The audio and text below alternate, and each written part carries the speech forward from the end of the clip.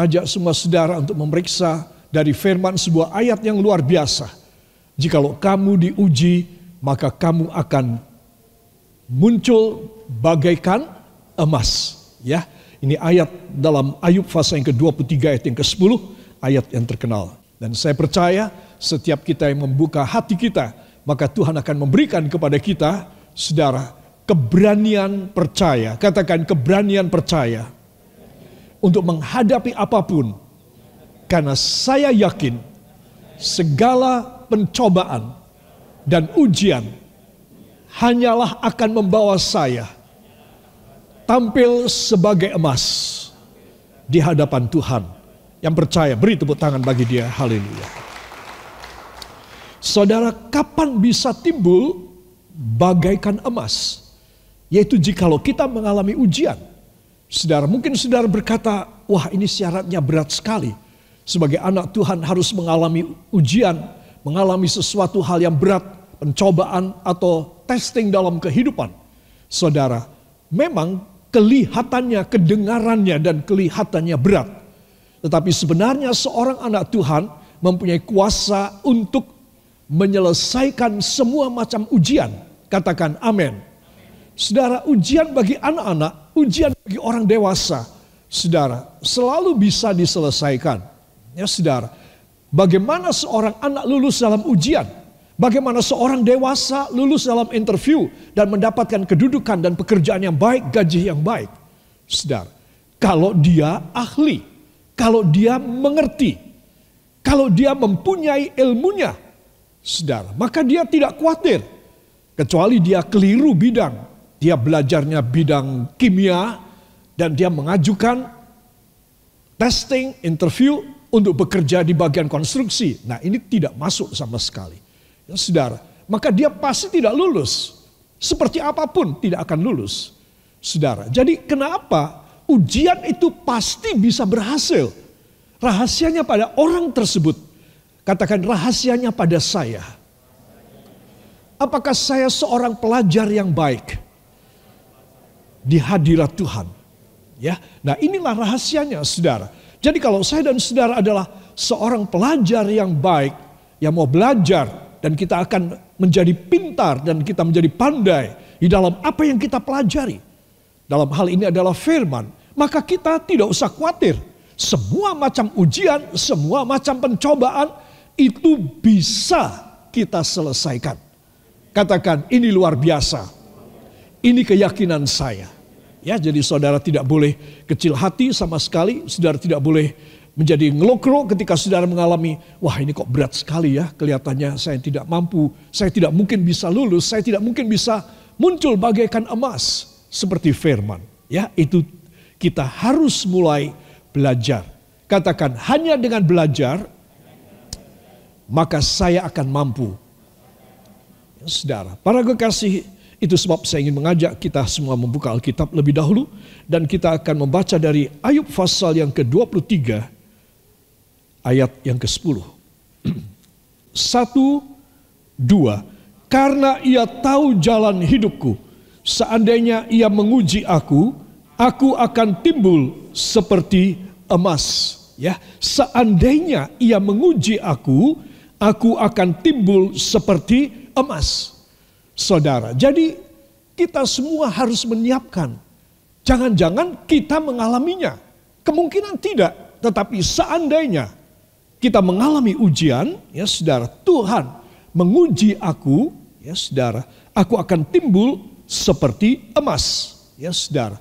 Dan ini indah sekali. Ini adalah sesuatu tanda-tanda baik dari Ayub. Sepanjang 20 pasal, Ayub itu berani dan berontak kepada Tuhan. Saudara, tetapi ada secercah, seberkas sinar terang dalam hidup Ayub, sehingga dia mempunyai satu keyakinan. Kalau aku ini mau tunduk, aku ini mau taat kepada Tuhan yang sedang menguji, aku pasti lulus. Teman-temannya bilang, bagus kamu punya pikiran begitu. Kamu jangan mencoba untuk melawan kepada kehendak Tuhan. Kalau Tuhan memberikan ujian padamu, Ayub, Tuhan pasti memberi kekuatan kepada kamu.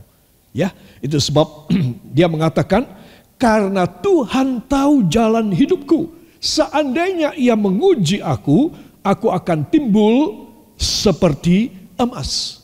Saudara, ini adalah titik yang baik daripada sejarah kejatuhan Ayub. Saudara, dia mulai menyadari dan dia mulai sadar bahwa tidak ada satu cobaan yang seberat apapun yang Tuhan tidak ikut campur tangan. Jadi kalau saya dan saudara mengalaminya, maka kita harus tahu itu adalah pencobaan yang biasa seperti manusia yang lain juga mengalami. Amin. Ya, itu dalam Perjanjian Baru disebutkan demikian. Dalam 1 Korintus pasal yang ke-12, kita harus yakin bahwa ya seluruh pasal itu tentang ujian dan cobaan. Apa yang kita alami itu adalah sesuatu yang lumrah, yang manusia biasa. Semua manusia normal akan mengalaminya. Jadi kita tidak boleh merasa terlalu berat bebannya Tuhan. Ya, nah ini pikiran kita, ini yang harus kita rubah. Itu sebab Rasul Paulus mengatakan dalam 1 Korintus pasal yang kedua, aku mau menawan segala pikiranku dan menaklukkannya kepada Kristus, supaya enteng hidupku.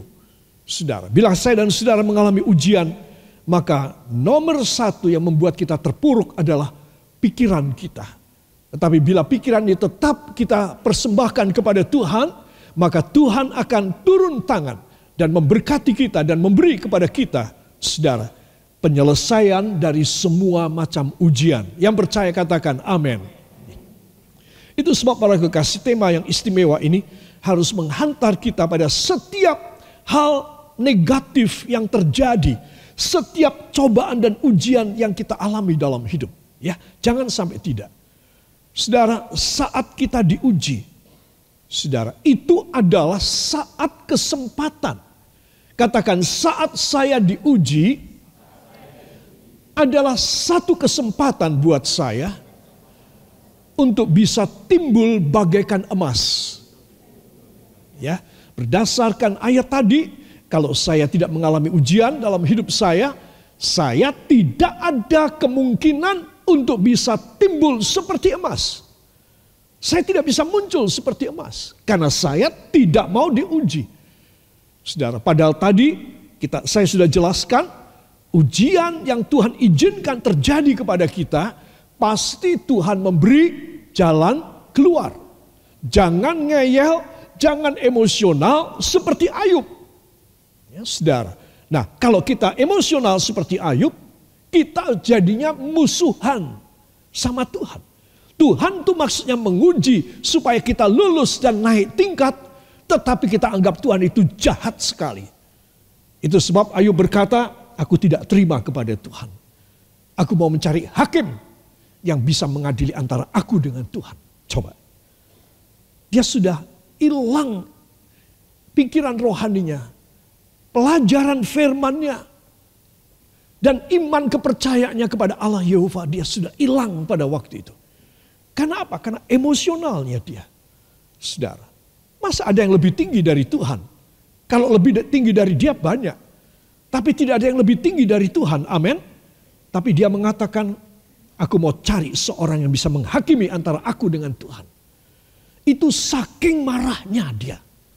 Tidak terimanya dia kepada Tuhan ketika dia mengalami ujian. Padahal ujian ini memang sudah di-planning oleh Tuhan bahwa dia itu bakal muncul bagaikan emas. Cuma lebih dari 20 pasal, saudara, ya kira-kira 30 pasal, dia itu mengadakan pemberontakan kepada Tuhan. Saudara, tapi puji Tuhan, pada pasal 42 dari kitab Ayub, dia bertobat. Ya saudara. Nah, saya dan saudara tidak boleh contoh dia. Tapi kita harus memandang kepada Kristus ketika hal yang berat itu terjadi dalam hidup kita. Amin. Katakan, saya harus mencontoh Tuhan Yesus. Bukan Ayub. Ya saudara. Itu sebab anak-anak Tuhan perhatikan baik-baik. Ya. Maksudnya emas apa? Saya tidak cukup waktu karena tidak pada konteks daripada tema ini. Emas itu maksudnya mulia. Emas maksudnya prioritas. Ya, saudara, kalau saudara mempunyai gold card ataupun ya sesuatu yang ada kata gold atau golden, nah itu saudara pasti lebih tinggi daripada yang silver, daripada yang lain, yang biasa, yang normal. Saudara, jadi emas itu akan membuat saya dan saudara mulia. Jadi kita bakal diprioritaskan oleh Tuhan untuk apa saja yang kita harap dan apa saja yang Tuhan punya.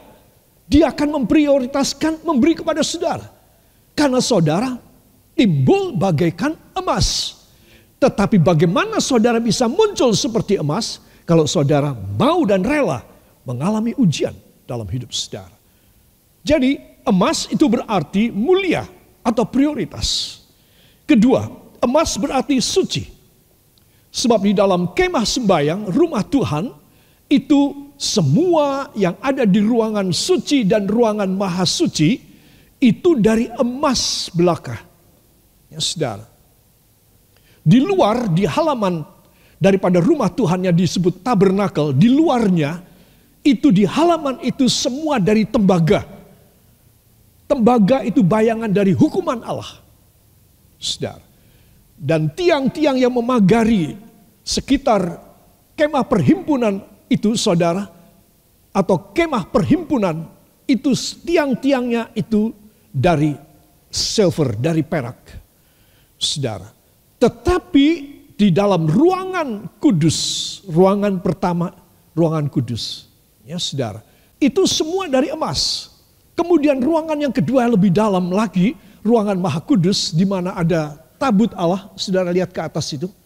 Ada gambar peti perjanjian, ya, tabut Allah. Itu semuanya dari emas. Saudara. Jadi emas menunjukkan pada kekudusan atau kesucian. Dan emas menunjukkan disayang oleh Tuhan. Ya saudara. Itu sebab orang-orang menikah bertunangan. Dia pakai cincin apa? Ya, cincinnya emas. Artinya itu disayang, kecintaan. Saudara. Nah para kekasih. Di sini kita melihat bahwa timbullah bagaikan emas. Saat diuji, timbullah bagaikan emas. Saudara, maka saudara akan mendapatkan apa yang saudara usahakan ketika ujian saudara alami dalam hidup saudara.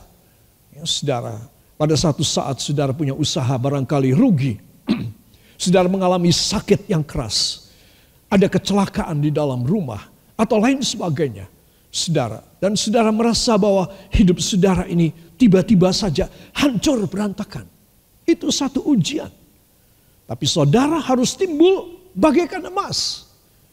Kalau saudara punya iman, aku akan timbul bagaikan emas, maka Tuhan akan memenuhi iman saudara. Amin. Tapi kalau saudara dalam pencobaan, saudara berkata, aduh Tuhan, hancur aku, mati aku sekarang, cilaka aku sekarang. Saudara, akan terjadi pada saudara. Jadi emas yang dimaksudkan di sini adalah saudara punya keyakinan pada kuasa dari Allah yang akan merubah semua ujian, semua yang negatif yang saudara rasakan tidak enak. Itu akan menjadi emas, mulia, prioritas, suci, disayang. Katakan, beri kemuliaan yang baik bagi dia. Katakan, saya akan menjadi mulia dan diprioritaskan. Saya akan kudus dan disayangi. Ya, itulah iman kita. Ketika saudara harus menangis, saya harus mengalami keadaan yang kecewa, saya mengalami satu keadaan saudara mengalami tidak punya uang, saya mengalami gagal di dalam sekolah atau di dalam pekerjaan saya. Apa yang saya cita-citakan hancur berantakan. Umpama demikian, saudara. Maka saya harus punya pikiran, aku punya iman mulia dan diprioritaskan. Aku punya iman suci dan disayang oleh Tuhan. Maka tidak terjadi pemberontakan seperti Ayub. Tidak terjadi sesuatu penolakan kepada Allah seperti Ayub. Saudara, ya, itu sebab anak-anak Tuhan perhatikan, seringkali kita punya pikiranlah yang membuat kita jauh dari Tuhan dan membuat Tuhan menjadi jengkel sama kita orang. Jengkel sama kita. Seperti kepada Ayub. Saudara, Ayub harusnya dia mengalami ujian itu hanya beberapa hari. Tiba-tiba dia mengalami itu dalam masa 1 tahun lebih. Saudara, itu sesuatu hal yang kita tidak harap. Entah itu terjadi pada Ayub. Ya, para kekasih, segera kita akan masuk pada pelajaran ini. Saya melanjutkan dengan sebuah ayat yang dahsyat dari 1 Yohanes 3 ayat yang ke-8 bagian C. Kita akan baca 1, 2. Barang siapa yang tetap berbuat dosa berasal dari iblis. Sebab iblis berbuat dosa dari mulanya. Untuk inilah anak Allah menyatakan dirinya, yaitu supaya ia membinasakan perbuatan iblis itu. Katakan, ini luar biasa. Para kekasih, itu sebab mari kita perhatikan. Ya, saya menekankan pada kalimat yang ketiga. Untuk inilah anak Allah menyatakan dirinya, yaitu supaya ia membinasakan perbuatan iblis itu. Untuk ini apa? Saudara, dalam kalimat di atasnya, barang siapa yang tetap berbuat dosa berasal dari iblis. Sebab iblis berbuat dosa dari mulanya. Saudara, jadi sejarah cikal bakal asal muasal iblis adalah dia berani kepada Allah. Dia berdosa. Nah, itulah iblis. Saudara, jadi ketika mengalami ujian, saudara, sekian lama Ayub di dalam kuasa iblis. Saudara, apa sebab? Karena memang dia malah marah kepada yang menguji. Ya saudara, dan itu tidak baik. Saudara, saya akan menitik beratkan pada 1 Yohanes 3 ayat yang ke-8 bagian C ini. Saudara, yaitu supaya ia membinasakan. Katakan, yaitu supaya Yesus membinasakan perbuatan iblis itu di dalam hidup saya. Amin. Jadi inilah pelajaran yang penting sekali. Ujian adalah supaya Tuhan membinasakan perbuatan iblis di dalam saya, di dalam saudara. Itulah ujian, saudara. Jadi kita harus mempunyai satu kekuatan ilahi, Tuhan, karena Engkau yang mengizinkan hamba mengalaminya. Maka please tolong Engkau memberi kekuatan kepada hamba. Jangan sampai iblis mengambil alih hati hamba. Saudara, dan inilah yang terjadi pada Ayub.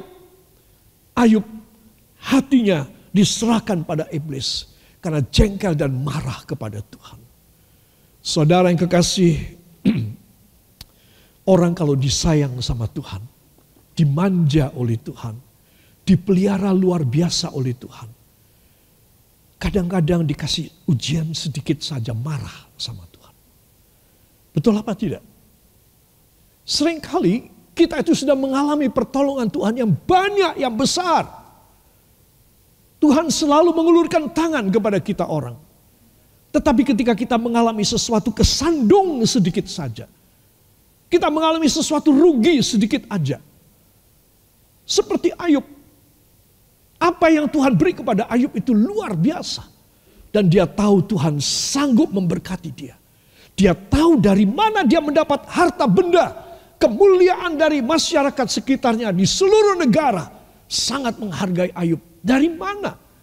Dari setiap hari dia membakar korban bakaran ke hadirat Tuhan.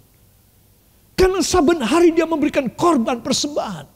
Dia tahu itu rahasianya.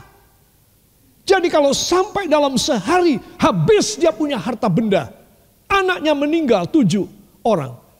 Saudara, maka dia harus yakin. Kenapa aku tidak bisa dipulihkan? Aku punya rahasianya.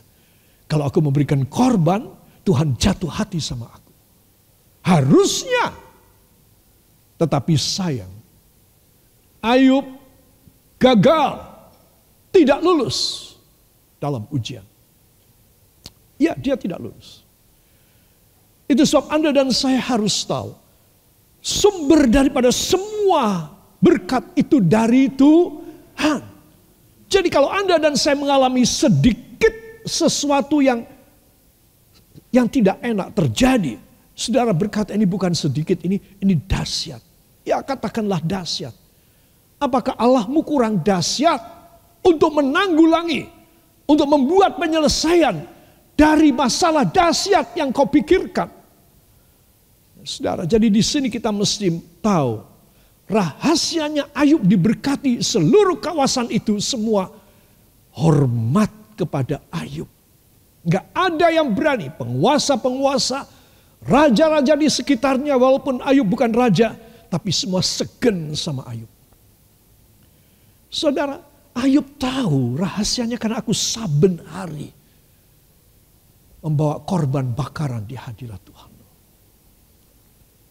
Itu sebab Tuhan menjaga dia dan memberkati dia luar biasa. Kalau sekarang terpuruk, sekarang dibawa lari orang, sekarang rugi besar, kenapa dia tidak mengatakan, Tuhan, ketika aku mengalami sakit ini pada tubuhku, pada kulitku, pada semua kehancuran harta bendaku, istriku yang meninggalkan aku dan mencaci maki aku, Tuhan, aku tetap mempersembahkan kepadamu Tuhan. Walaupun aku sudah tidak punya harta, aku tetap mengangkat tangan sampai engkau memberi korban kepadaku. Kalau engkau memberi seekor anak domba saja kepadaku, aku akan menyembelihnya dan akan memberikan korban supaya aku kembali pulih Tuhan. Nah, Ayub menjadi kesaksian bagi semua orang. Dan hanya tempo waktu yang singkat saja.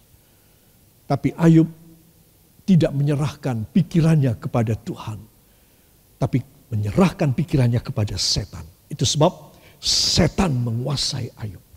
Menurut 1 Yohanes 3 ayat 8 bagian C. Itu sebab Yesus datang, katakan itu sebab Yesus datang dalam hidup saya untuk mematahkan perbuatan-perbuatan iblis itu. Dalam nama Yesus. Amin. Haleluya. Saudara, itulah yang Tuhan janjikan ya. Supaya ia membinasakan perbuatan-perbuatan iblis itu. Saudara ya.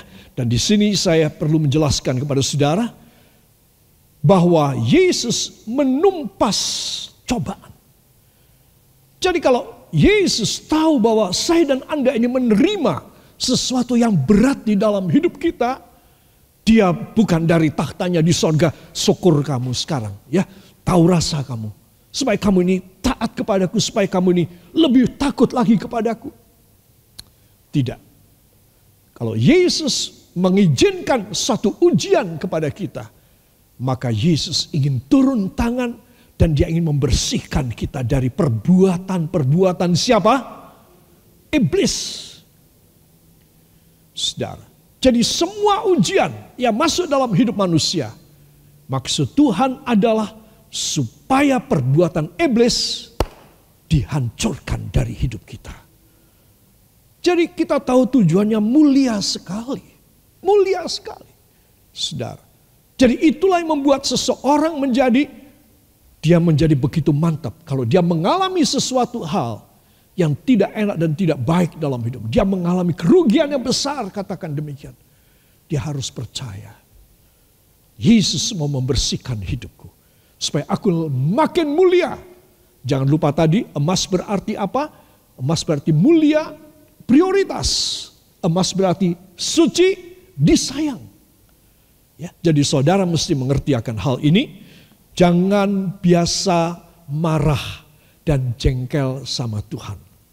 Boleh saya tahu siapa yang suka marah dan jengkel? Angkat tangan. Saya enggak loh. Ya. Siapa? Orang ngaku. Tetapi kalau ada pencobaan, ada ujian, tiba-tiba aja seseorang, dia berani kepada Tuhan. Tidak menghormati Tuhan lagi. Saudara, nah itulah sebabnya Tuhan itu tidak bisa awet memberkati seorang anak Tuhan. Sebentar diberkati berapa tahun, cabut lagi sama Tuhan. Saudara, kenapa? Karena ketika Tuhan memberkati saudara, dia hidup tidak beres di hadapan Tuhan. Para kekasih, inilah yang Tuhan ingin kita belajar bersama. Bahwa darah Yesus menumpas, saudara. Jadi saya perlu menjelaskan bahwa apa yang menjadi seseorang itu menjadi lulus dalam ujian dan timbul bagaikan emas. Ya saudara, tadi kita membaca dari 1 Yohanes 3 ayat yang ke-8 bagian C. Untuk itulah anak Allah datang ke dalam dunia. Turun ke dunia. Dia mau ambil alih semua macam hal yang tidak baik dan negatif dan mencelakakan manusia. Dengan apa? Dengan dia menindas iblis dan semua perbuatan-perbuatan iblis. Nah, anak Allah yang datang ke dalam dunia, untuk apa dia lahir dalam dunia? Untuk dia menjadi juru selamat. Katakan, untuk menjadi juru selamat saya. Yang menyerahkan hidupnya di kayu salib. Supaya hidup saya dimerdekakan. Untuk boleh masuk ke sorga. Beri tepuk tangan bagi dia. Haleluya. Jadi 1 Yohanes 3:8C membinasakan perbuatan-perbuatan iblis. Itu berarti dia rela mati. Ya, saudara, darah Yesus menumpas semua macam ujian dan semua pekerjaan iblis. Ya, mari kita akan baca bagian C dari 1 Yohanes pasal yang ketiga yang ke-8. 1, 2. Untuk inilah anak Allah menyatakan dirinya, yaitu supaya ia membinasakan perbuatan-perbuatan iblis itu. Amin. Katakan, darah Yesus memberi kemenangan yang tuntas. Ketika saya mengalami ujian. Itu sebab anak-anak Tuhan, tidak ada seseorang kuat di dalam ujian pencobaan yang dia alami. Dia pasti akan seperti Ayub. Mencela, mencerca, dan berani kepada Tuhan. Karena dia anggap Tuhan itu jahat. Tapi kalau seorang anak Tuhan, dia angkat tangannya dan berserah kepada Tuhan. Dan dia minta supaya darah Yesus menumpas semua macam pekerjaan iblis dalam hidupnya. Maka dia akan menjadi seorang pemenang. Katakan pemenang. Karena ada darah Yesus. Saudara, dari mana saudara bisa menang? Dari mana saudara bisa menang? Dari darah Yesus. Itu sebab dia datang untuk supaya pekerjaan-pekerjaan iblis dipatahkan. Amin. Saudara, ada dua versi, sebelumnya ada 4 versi, saya tampilkan 2 versi dari terjemahan bahasa Inggris. Yang pertama oleh Williams tahun 1937. Demikian bunyinya, "This is why the Son of God appeared, to undo the devil's work." To undo, itu artinya membatalkan. Ya, berapa kali saya jelaskan hal ini supaya saudara tahu, iblis mau kaya apapun saja, saudara mengundang Tuhan dan darahnya, maka semua pekerjaan iblis batal. Amin. You have to know about this very fact that Jesus Christ done already on the cross for each one of us. That is, if you surrender your life to God and you open your heart and you have a very good mind to become upright again, lurus kembali with God, then God will come down and touch your heart and give His blood to become your sanctification.